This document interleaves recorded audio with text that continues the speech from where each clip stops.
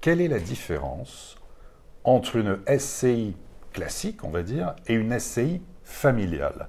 Peut-on faire de la location en meublé avec une SCI?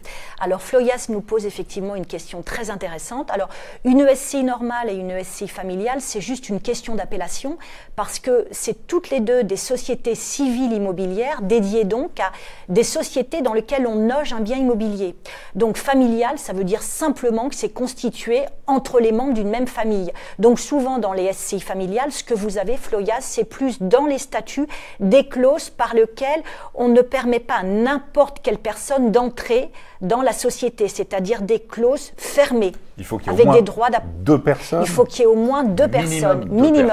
Alors, ouais. de savoir si on peut faire une location meublée avec une SCI, eh bien, il vaut mieux éviter. Pourquoi?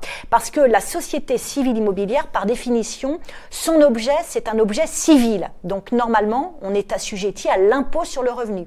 Si vous faites de la location meublée logée à l'intérieur d'une SCI, ça devient une activité commerciale. Donc, du coup, on dégénère en une SCI assimilée à l'IS et là, la facture peut être très salée. Ouais. Donc, il vaut mieux s'abstenir de faire une SCI, fût-elle familiale, avec de la location en meublé. Oui.